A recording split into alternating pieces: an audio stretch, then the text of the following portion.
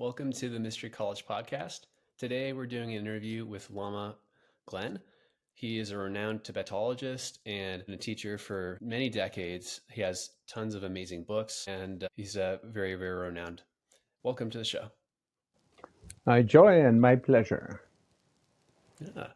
Yeah. So you have some cool courses coming up. For example, you have a course teaching tummo breathing in July. So that's like a very, very rare skill for a Westerner to have. I only know on like one hand, and really like, especially only, that's probably the only person like really teaching that for real right now. So Yeah, it is something of a, you could say, discrete transmission. Many people do practice it, and I think every Tibetan Lama knows about it. And probably half of Tibetan Lamas have actually made some progress in the yoga itself. And the word tummo is a translation from the Buddhist Sanskrit term chandali. And in the West, I think everyone is familiar with the Hindu mispronunciation of that as Kundalini. So if you say Kundalini yoga, most yoga studios know what it is. It's part of the 8-step Ashtanga yoga system coming from Patanjali in the Hindu world. In the Vajrayana Tantric Buddhist world, it's there in every highest yoga tantra. So it's actually very common, but practice quietly. practice quietly. Yeah. And so I think the closest I've seen to tummo breathing is I've one friend who's a practitioner of it. So he's shown me a demonstration, and also I've seen like some YouTube videos, for example, of some Tibetan lamas showing demonstrations, like an early VHS tape from the '90s, kind of. Hmm. So I'm kind of wondering or curious about like what are some things that people misconceive about the practice or starting it. Well, I think in the West it's mostly associated with the heat factor, so it's sometimes called inner heat or inner fire. The principle behind it is that we as human beings, physically we exist on 3 levels, and spiritually or mentally we exist on 3 levels. And the coarse level is this flesh and blood muscle, big muscle, Yeah. which is basically a vehicle for the 5 senses and for the conceptual mind. In other words, the mental processor. And so it's really just, we call this the coarse body, and the consciousness that arises from it we call coarse mind. So Lu Rakpa and Sem Rakpa in Tibetan. Now, within that body, from the brain, we've got all kinds of chemicals floating through the body, and from the thyroid, all kinds of chemicals, and from the adrenalines, and from our sexual centers, and so on.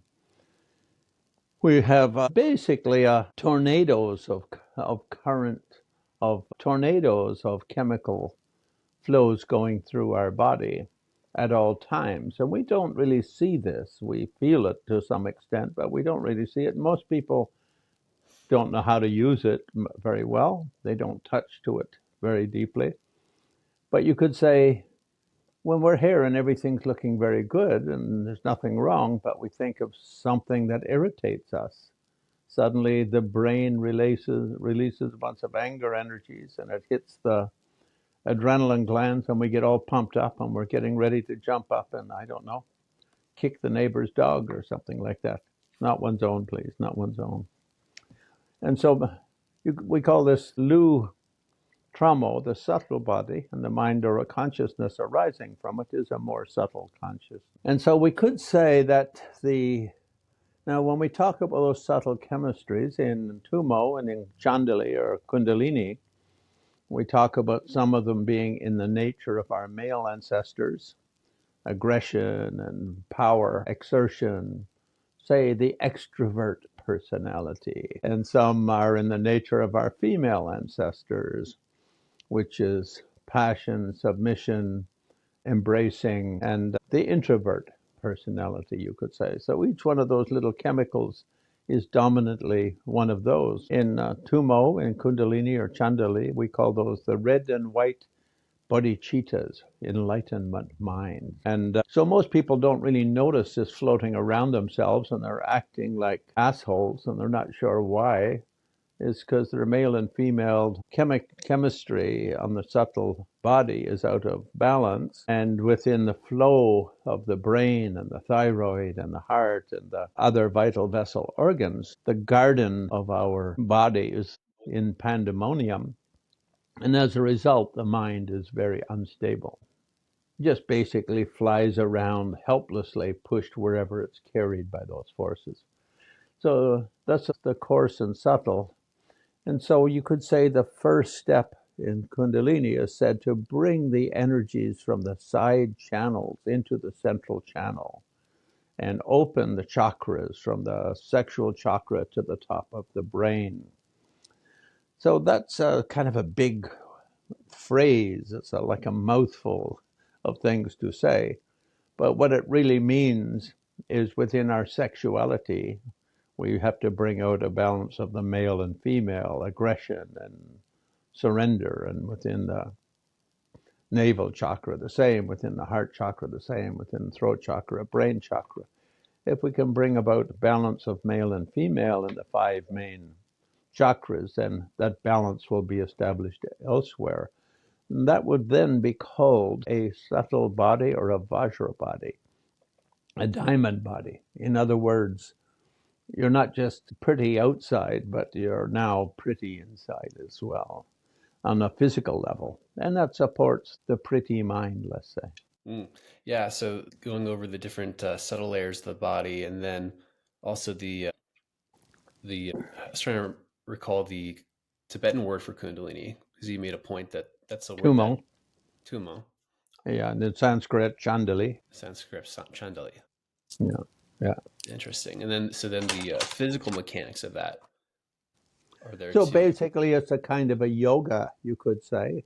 So Hmm. when I teach it, I mainly teach from a system known as the Six Yogas of Naropa, who was a great 10th century Indian Buddhist master. And his lineages came into Tibet and spread to most schools, but became especially powerful in modern times in the Dalai Lama school of Buddhism. Now, those, the outer and the inner, the coarse and the subtle. The most subtle is even more subtle, you could say, hence for the Shinto Tramo in Tibetan.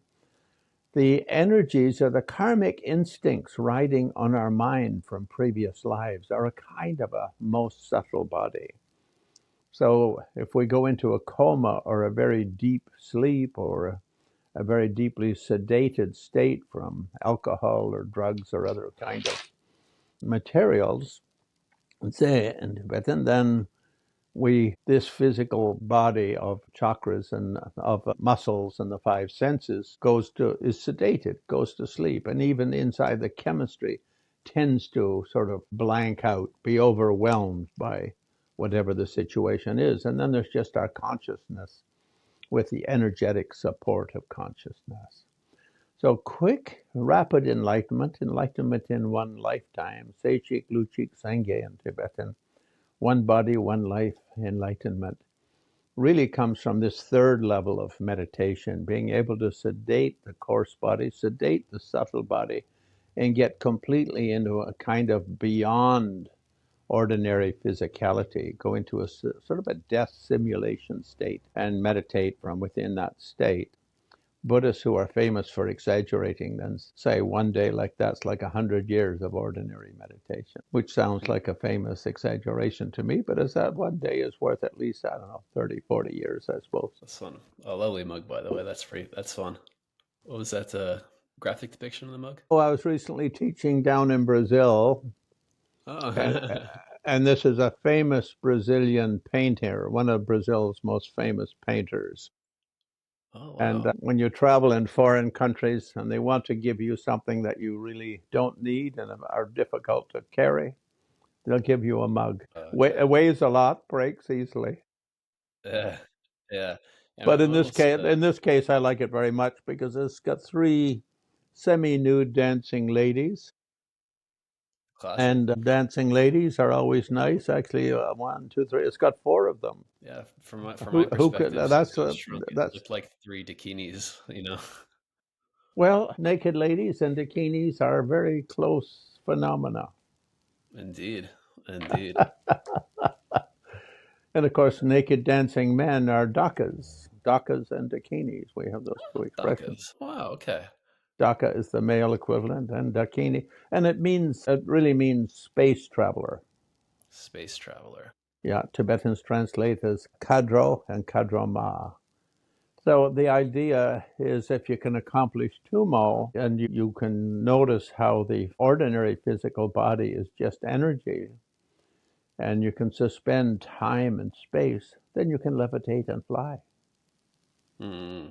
Hence those stories from one of my books. I've written about 30 books on Tibetan Buddhism, art, history, culture, meditation, tantric practice. And one of those is called The Flying Mystics of Tibetan Buddhism. And it goes through the Dhaka Dakini phenomena of beings who could actually levitate and fly. Mm. But the word Dakini has quite a sexual connotation from very ancient times, because in very ancient times, Tantra was largely matrilinear, passed between women. And twice every month, the 10th, 2 days after the half moon, and the 25th, 2 days after the three-quarter moon, ladies would go out to the forest and take along a bunch of meat and alcohol and some male slaves, and they'd eat meat and drink and have sex all night. And it's a kind of you could say, a stimulating the natural healing powers and longevity powers of the body. In ancient India, sexuality was considered very healthy, healing, and life sustaining. And so the ladies would did this. But these are, I think the three Semitic religions, the Jews, the Christians, and the Muslims, are a little bit sexually, what do you call? Like repressed. Weird, weird. Weird. Let's just use the word weird. Mm. I mean, they look at sexuality almost exclusively from a utilitarian side of the baby factory business. And therefore, the emphasis is on ownership, you could say, for the stability of the babies, because they develop that clannish kind of way of doing things. And in ancient India, it was just the opposite.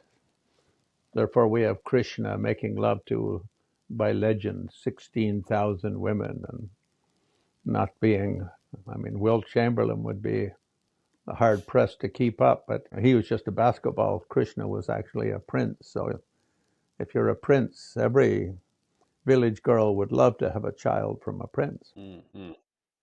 Yeah.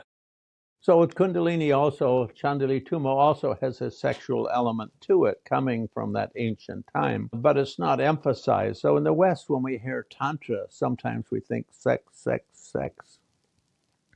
And I think that's because the British, when they were in India, were so astounded 100, 150 years ago to come across a spiritual tradition in which sexuality had a spiritual connotation, not just a pleasure just for evening escapism from the humdrum of life, or not just for baby making, but actually had an enlightenment application. And so basically all the early Tantra books were all on sexual positions and the wonders of the sustained orgasm and so on and so forth. Of course, when I teach Tummo, I have to teach those things because as what you call a recalcitrant as I am to do so. Mm. Mm. But it's part and parcel of the tradition, learning how to use your love life for enlightenment rather than merely for entanglement, or to have a kind of financial partner in life or a roommate buddy in your life or whatever. How sexuality is used for enlightenment, the actual lovemaking act is used for enlightenment. And in Buddhism, that's called karma mudra. Karma being action and destiny, and mudra, stamp or seal. someone with whom you have a strong stamp or seal of destiny. And in this case, enlightenment destiny. Brilliant. Brilliant. It opens up a lot of doors to different perceptions. Because I Certainly. mean, sexuality is it's a lot like money. It's a very very hard encoded belief in people's belief structures. Like sometimes we like to say that these types of things are largely definitive from our cultural lens, but they're largely a lot of these things are cultural imprints. Like in the West, the more I've been reading history and also talking with guests, like the more I realize that different cultures do all these things quite differently. Yeah, And certainly. And what's interesting in the Buddhist world is Buddha had very little to say about sexuality other than you shouldn't like harm people in your romantic life and no purposely harm them or knowingly harm them. Of course, sometimes hearts will be broken. There's no question of that in romantic life. It's not really referring to that aspect. It's referring to things like, buying and selling and trickery and deceit and the uses of alcohol or drugs to render a person less thoughtful about what's going on. Let's call it the Bill Cosby phenomena. Spoke on that aspect, but otherwise he had almost nothing to say about any sexual activity. That's because in India, basically, it was considered a cultural phenomena in its expression, a cultural phenomena that has great power of transformation and great power of spiritual application, as in sexual yoga, for instance, karma mudra. But at the same time, there is no, this is the right way and this is the wrong way in terms of social structuring. Whereas, in the three Semitic religions from the beginning, monogamy was pretty well the stock and trade. And if anyone wasn't monogamous, you had the right to hit him on the head with a stone. I mean, take them to the center of the village and stone them to death, actually, was quite common in the Old Testament times, and continued to some extent in Christianity, and then with Islam still exists in some parts of the Islamic world. hmm, So if we look around the world at other traditions, it wasn't like that at all. Humans were more, I think, in the unconstricted times, where more every village, every society developed its own map for what it thought was the right thing to do. And there was a very wonderful French film I saw about, I don't know, 10 or 15 years ago, made over a period of a decade. Only the French will take 10 years to make a little documentary film. It was about a South Sea island where every year for a month all the men got together and went to a mountaintop and drummed and took psychedelic drugs and left the wives down in the village to teach proper lovemaking to the young men. And it was very amazing. I mean, the French are so patient with that kind of filmmaking, like every year interviewing a few things. How was last year on top of the mountain? And questions like, weren't you a little jealous of your wife down in the village, like making love 3 or 4 times a day to all these young guys? And the guy says, oh, why should we? That's what we did when we were young. That's how we learned to make love properly. Why should we begrudge our sons from learning like that? And asking the wives, what do you think about it? Well, it's very nice. He goes away for a month and we have like lots of like exciting romantic adventures. And then when the hubby comes back, we're so happy to see him again. So India was closer to that model, you could say, in ancient times, in the Krishna times, or the pre-strict Arya times. And Aryans here really in India, many Indians regard as invaders that came from sort of Southeast Europe, Uzbekistan sort of area, Lithuania, that kind of area, and brought in a little bit more of a monogamous way of looking at things. that makes sense too, because the Aryans did a lot of trading with Europe. Like a lot of like Irish etymology is derived from Aryan words. Yeah, and then I just came back from teaching in Lithuania for a couple of weeks, and they've got many dozens of words that are old Sanskrit words, and even symbols. Like someone, when I was there, gave me a 500-year-old swastika, which of course in India it's on the doorway of every house. When you go into any house, you walk under it, and it's basically a symbol of the balance of the four directions and how ultimate reality from one of them touches the conventional reality from the other side, beyond the scene and the scene live in harmony, if you can just notice the harmony, that sort of thing. So there was a lot of exchange, and certainly, of course, Alexander the Great was over in India quite early. Yeah. Yeah. Yeah, so back to tummo. We couldn't really say tummo breathing as such, although power breathing is used in tummo. We couldn't say kundalini breathing or chandali breathing as such, but you do two main kind of power breathing practices in tummo. And one is the lung bumpa chen in Tibetan, which literally means vase breathing or pot breathing, where you breathe very deeply and push the energy down to the base of the spine and pull up the energy from the base. You form your tummy into kind of like the belly of a flower vase kind of thing. And you hold the breath for sustained amounts of times, a minute, 2 minutes, 3 minutes, 5 minutes, like that, while you're doing the internal energy yogas of balancing the male-female drops from the seven chakras, from the tip of the jewel, as it's called, which is the tip of the male chakra or the clitoris on the female, up to the top of the crown. And so that breathing exercise is very important. And the other one is called Dorje Depa in Tibetan, or Vajra recitation, which means you bring the subtle drops together at the heart and you suspend time at the heart and you reduce yourself to a one cell being. And your outer body is almost as though dead.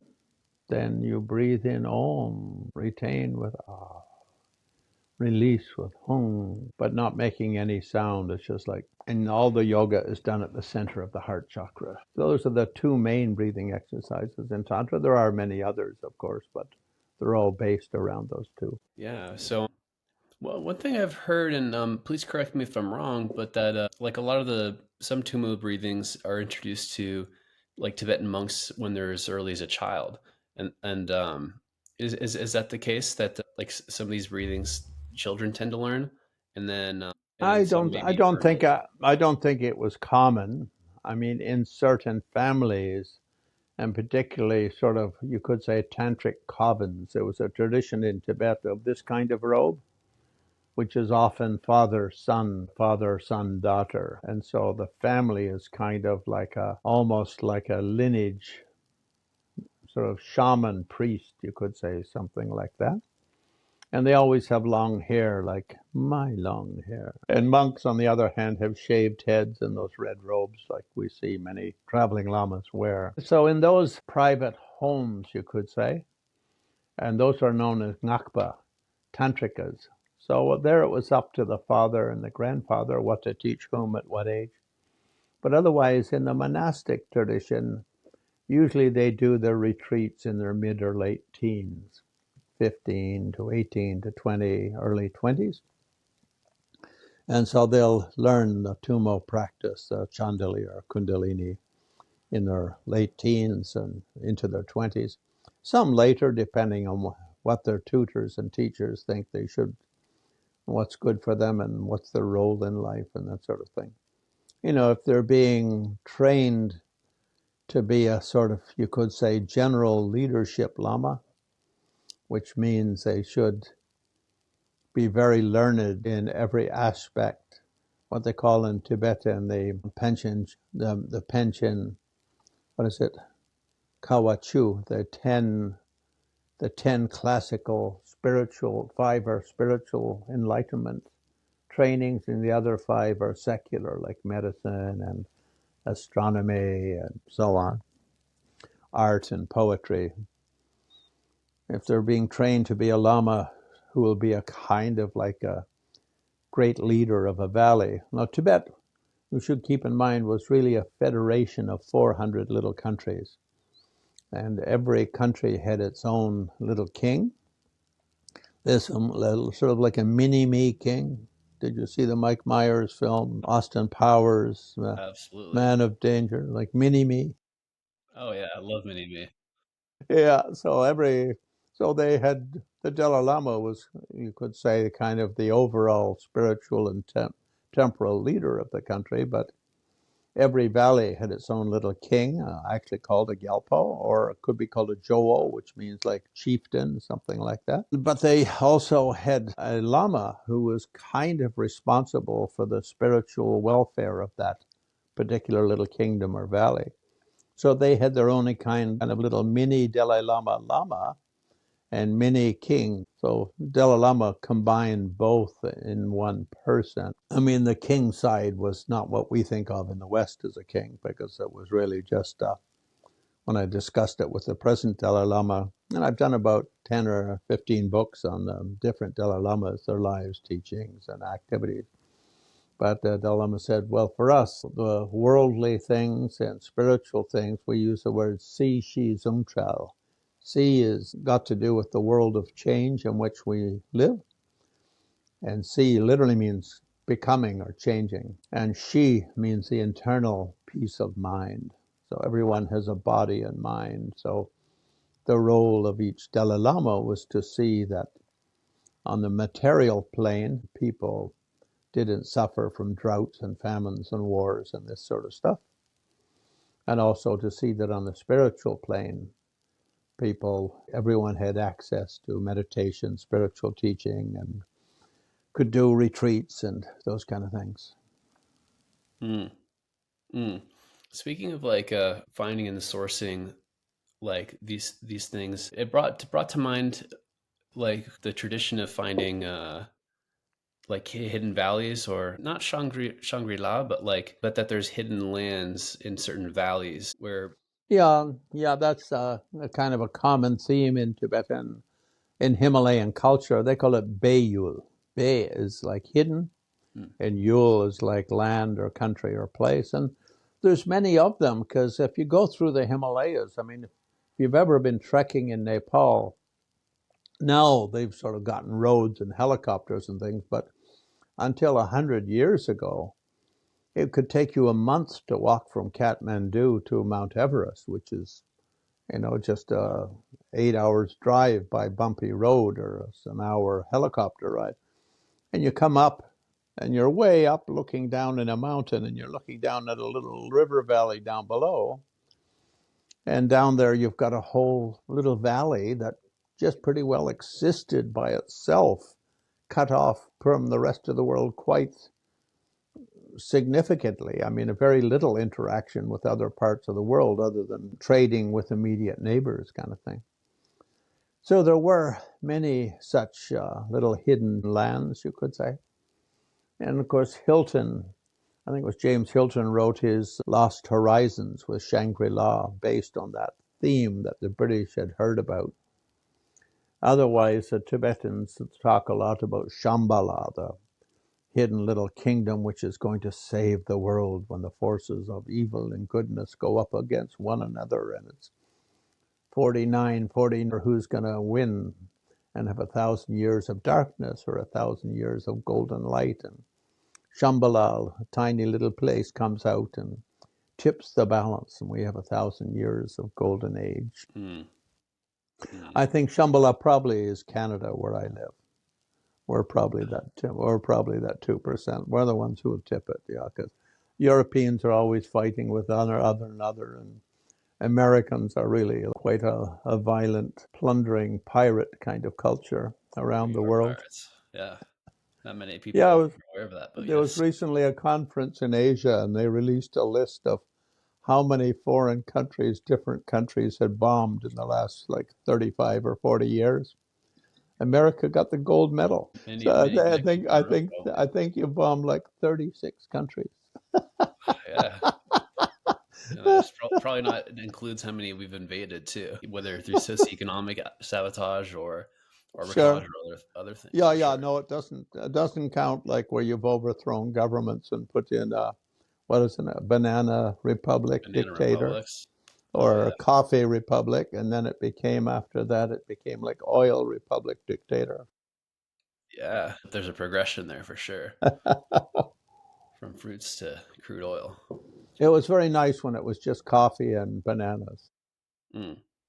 So that's like kind of like, US's kind of undercurrent of socioeconomic culture. And then I understand like one of the challenges like with the Western understanding of the of Tibetan culture or Tibetan Buddhism is some of the cultural underpinnings and context. One of which is the geography of is like highly mountainous and very in some sense quite resource scarce, because it's not like the most agrarian climate. So like and also the some of the slave culture as well that existed as a pretense where and when Buddhism kind of coalesced and landed there, it already existed and was Hmm. part of how things worked. So I'm wondering if you have any perspective on that could help give contextual understanding to a Westerner who had different conceptions of that. I think in the West, a lot of people aren't aware of how big Tibetan culture was for 1,000 years. All of East Russia is Tibetan Buddhist. West China is all Tibetan Buddhist. All North India is Tibetan Buddhist. The Himalayas, North Nepal, Bhutan, much of Sikkim, and so on. So it was a piece of land as big as Western Europe, which Mm. is a huge piece of land. So although Tibet itself and central Tibet was only, say, the size of Texas, which things are big in Texas, but central Tibet was about the size of Texas. In reality, Tibetan culture, what's sometimes called Greater Tibet, which goes up to Buryat of eastern Russia and Tuva and Siberia and through the Mongol republics and across the Silk Road and so it was very, very huge piece of land. And it was a very formidable culture. I mean, it was kind of the inspiration. The lamas of Tibet and Mongolia were sort of spiritual tutors to all of the emperors of China over the centuries, and most aristocrats in China were like that, Tibetan Buddhist in their leanings, you could say, or in their spiritual patronage and practice. So a huge culture. It ran into trouble really just with colonization, European colonization of the world. And here this includes Russian colonization because Russia pushed east and ate up the northern Buddhist part of Greater Tibet, the so-called Mongol territories, many of the Mongol territories. India pushed up from the south and ate up much of the Himalayas between 1800 and 1850, 1900, those years. And slowly that became part of so-called British India. China pushed in from the east of Tibet and ate up little bits of the eastern border. And then the Muslims from Persia and the west ate up little bits on the west. So Tibet went from being probably the biggest cultural empire, if you wanted to call it a cultural empire, probably in the history of Asia, I would say. The only thing comparable in my mind is the Inca tradition of South America, which also became huge and vast, but we don't know so much about it. And it's very amazing in that their dedication, their GDP was 75 dedicated to the Enlightenment tradition.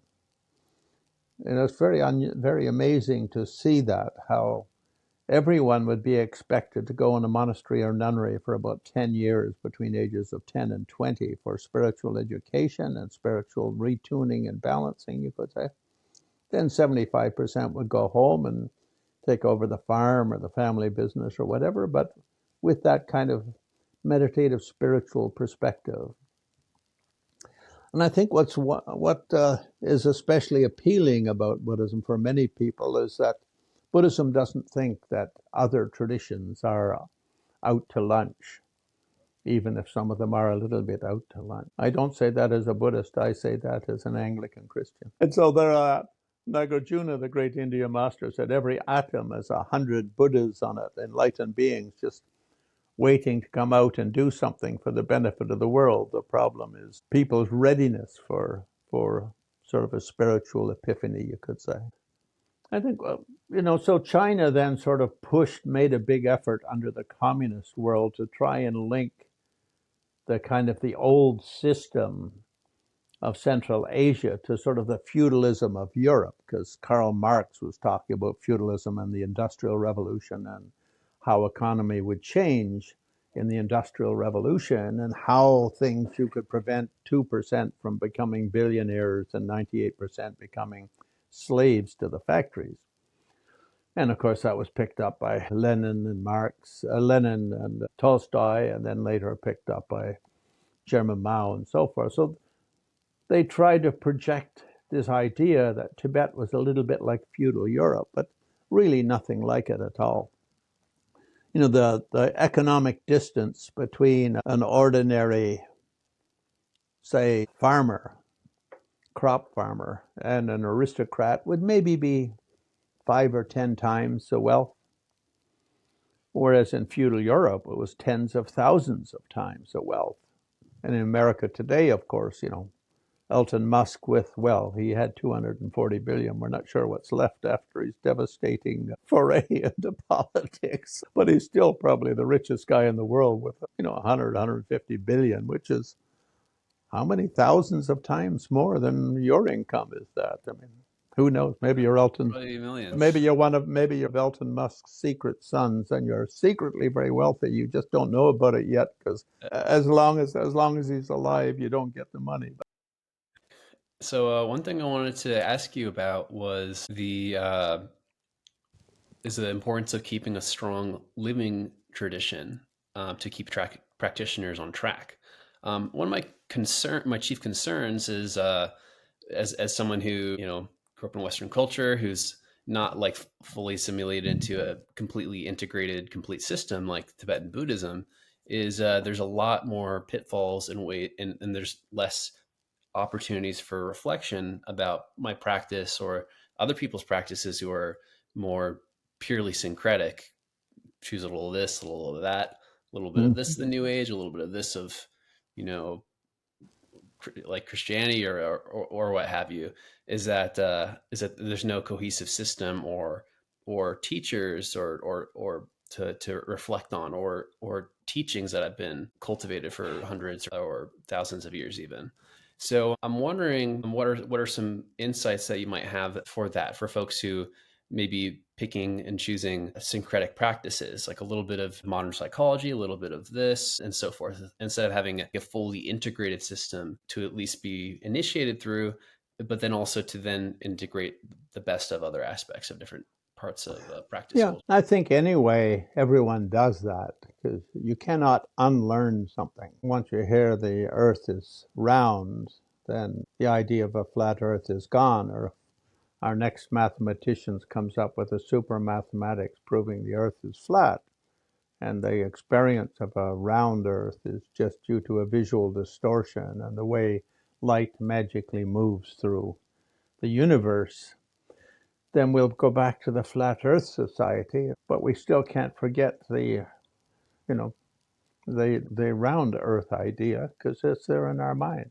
And if I take my own life, I was born in a Christian culture, Church of England, Anglican as it's often called. We prayed to the Queen first and to Christ second. And I learned lots of good things, I think, as a young man, certain kind of Christian values. And then in my teens, my mom was a theosophist.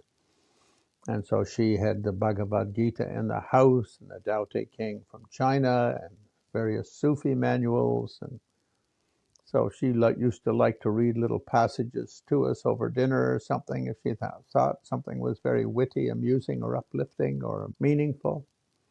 So I still remember those passages. Then I trained a little bit in Zen Buddhism and a little bit in the Hindu traditions, the various Hindu traditions. And then I encountered Tibetan world, Dalai Lama and his two great teachers, Ling Rinpoche, Trijang Rinpoche. And for me, I just felt like coming home.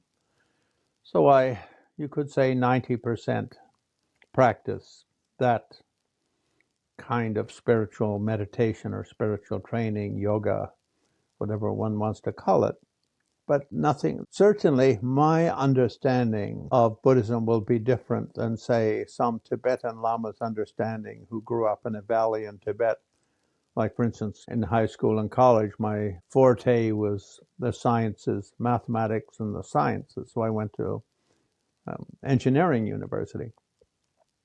So my understanding of words of Dharma and practices of Dharma will be quite different than a Lama who grew up in a valley in Tibet, cut off from the rest of the world, that just has the Tibetan language and the Tibetan worldview for their way of digesting what enlightenment is about. And there's no way around that, really. And one reason why the Dalai Lama is a very interesting guy is, as a teenager, he put it once in an interview I was at with him. He says, my hobby is curiosity.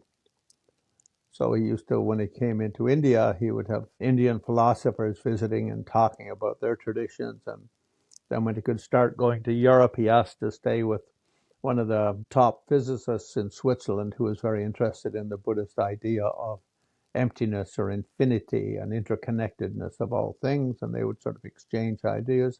Of course, he started carrying those ideas with him in his way of interpreting things, right? Or Chogyam Trungpa, who became very big in the States as a teenager, was sent to, and some British in India managed to send a few of the tulkus to Oxford to study Western psychology.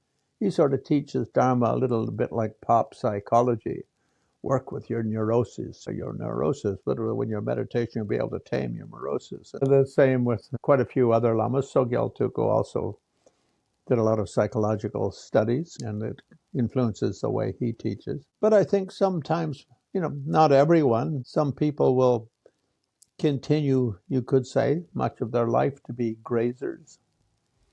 And just like gorillas in the mountains will have a banana here and a peach there and a root there and a human head over there. I'm not sure if gorillas eat human heads, but anyway. Maybe if it's like a King Kong.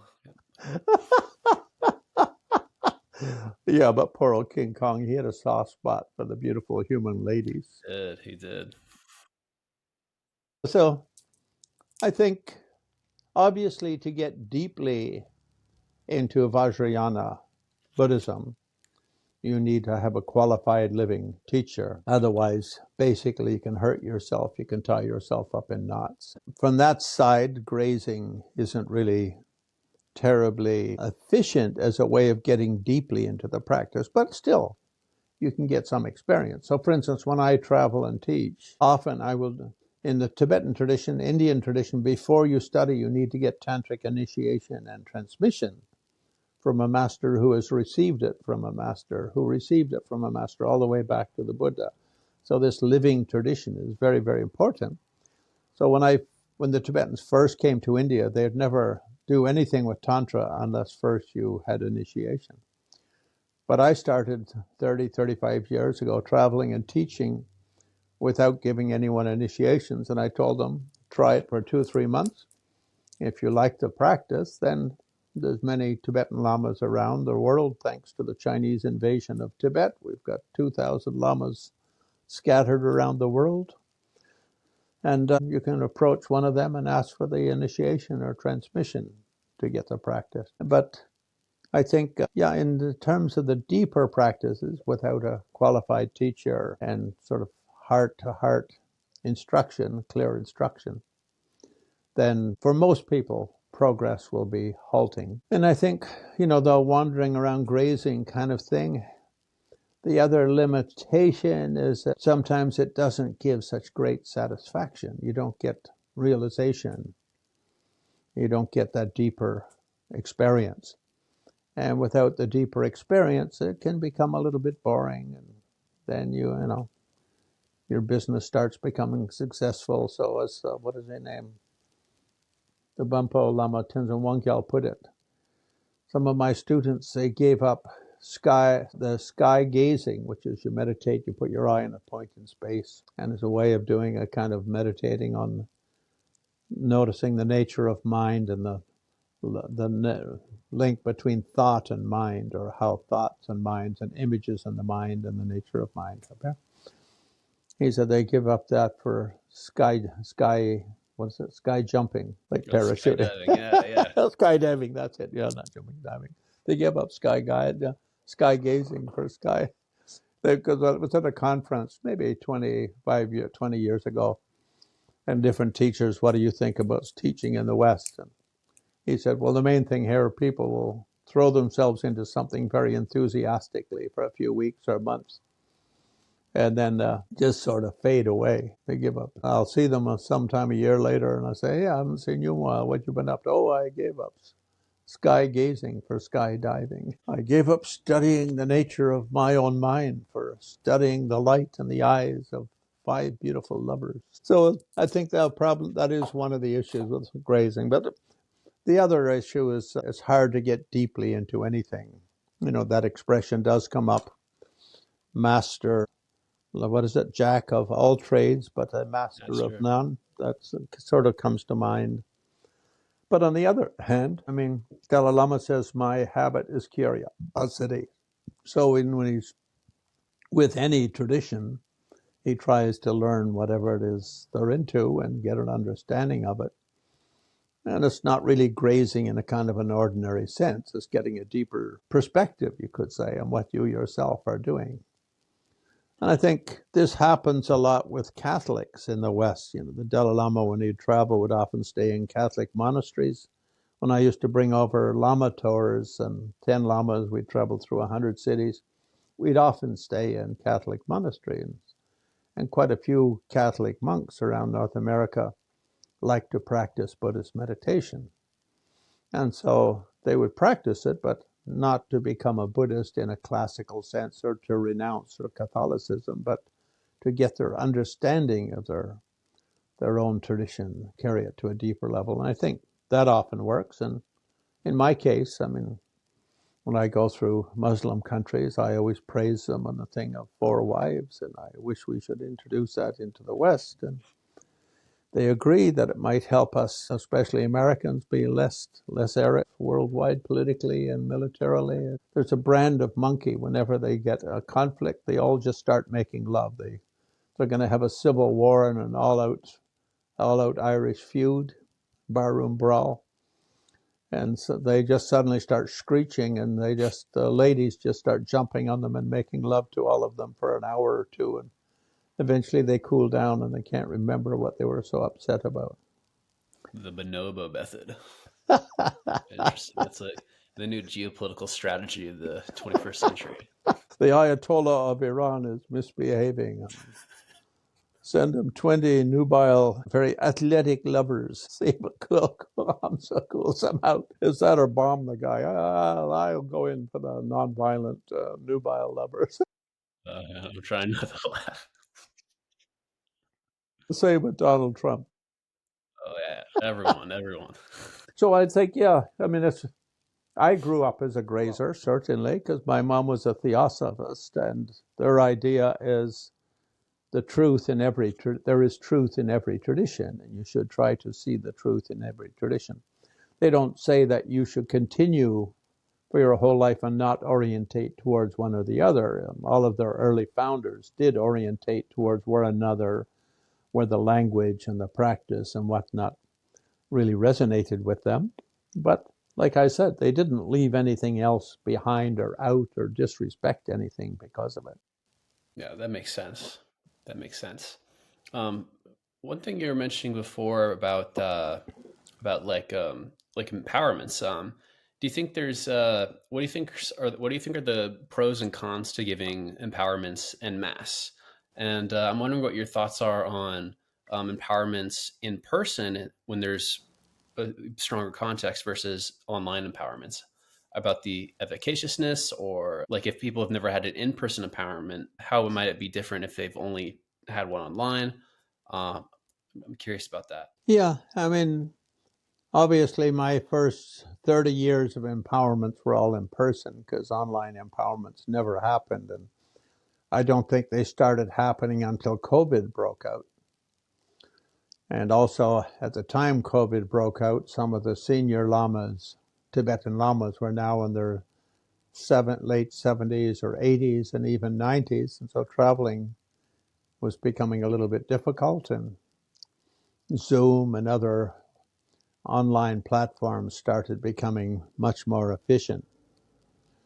So many lamas now give online empowerments. I find in person, of course, to be much more moving and much more connected. I think being in the room with everyone meditating together, and empowerment's for just really meditating with the Lama. And whether there's one of you or three of you or 21 of you or some thousands, doesn't seem to matter much. I think it's everyone being together, meditating together, a kind of a synergistic immersion in that sort of oceanic energy that comes from those kind of public events.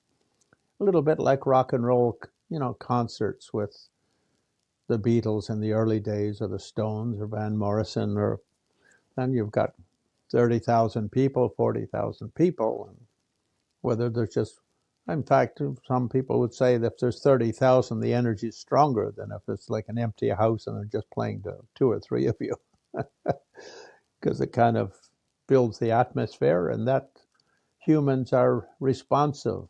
We're gregarious by nature. We're basically like a combination of cows and dogs, you could say. We're very gregarious. So in groups, we can easily build up a kind of strong energy.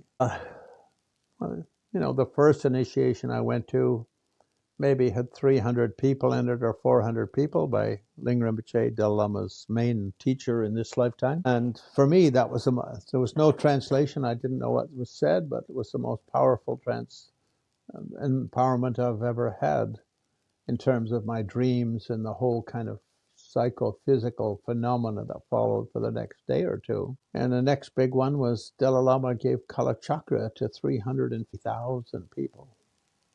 It was the first time he gave Kala Chakra in central India, which is close to Nepal and Bhutan and Sikkim and the Tibetan border and the Himalayas. And 50,000 people showed up for it. And it was very, very powerful. And I knew some Tibetan by then, but I didn't understand any of it because it was through a terrible sound system outdoors with a speaker hung from a pole there and another one there. So all the timing and all the speakers is out of, but still very, very, very powerful. And I've received initiation from Dalai Lama once with just like maybe 6 or 7 of us in the room, a kind of invitation only, and from other lamas. And I think in person obviously will be a little more intimate, but in terms of the transmission and the authorization to do the practice, because initiation has 2 meanings. Now, one of those meanings that authorizes you to do that practice, to receive the teaching and engage in the yoga. So that side is there. And the other side is it should awaken karmic seeds in you from previous lifetimes and bring them into play. I'm not sure if that is quite as strong for most people, but it depends on your personal level of sensitivity. So I give quite a few initiations online. If any of the lamas over 80 or 85 give an initiation online and I don't have it, I'll tune in just to make a karmic connection with that lama. I know there's a wonderful lama up in San Francisco, Sakya Lama, who has been there for like 40 years or more, but once every 3 months he does something online, and I'll tune into it because he's a wonderful Lama, great lineage holder, and very old, and I feel I do get some benefit. Mm. Mm. Yeah, absolutely. Yeah, and is there any issues like for some folks like with online transitions or in mass transitions where I think with empowerments we do our best to help those who are of sound mind, of sound body. However, I imagine like sometimes someone might be presenting as such, but that they may have underlying stuff that doesn't get surfaced until. So I wonder what the best way to keep people like that safe, I guess.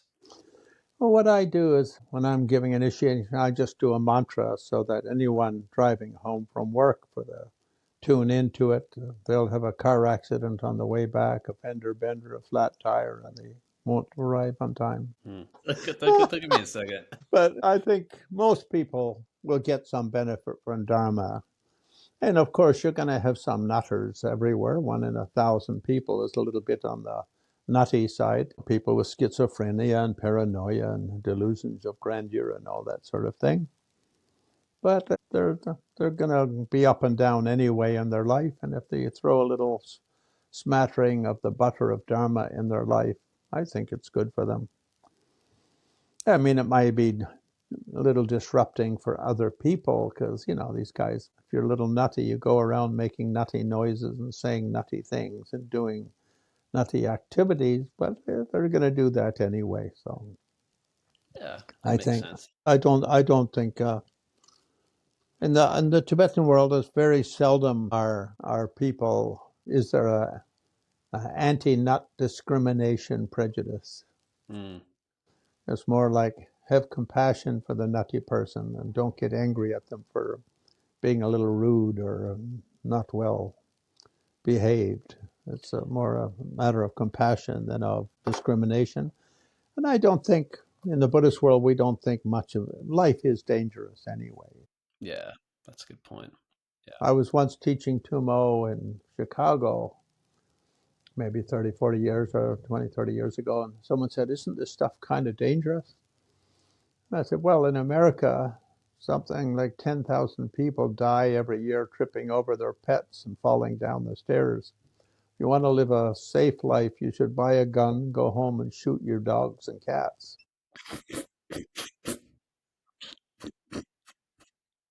You know, I mean, it's kind of like that. If you put a swimming pool in your backyard, there is some chance that there's more chance that someone will drown in your backyard, including you. You get a few too many drinks and you trip and fall over or hit your head on the side of the pool and fall in and wake up dead.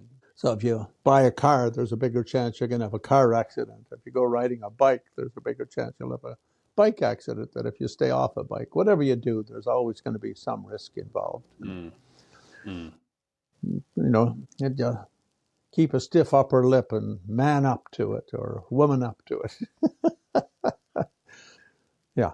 Anyway, I Sounds good. think I probably should call it a day here, because otherwise, what is it? You should have just the right amount, not too much and not too little. Sounds good. There's a mantra at the end of every ritual that we do. It's called the 100-syllable mantra.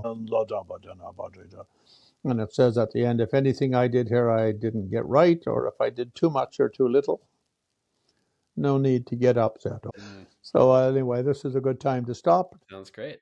Not too much, not too little. Well, thank you so much, Jake, for inviting me to your podcast, and Thank you stay so in much, touch. Glenn. I appreciate it. Ciao. Ciao.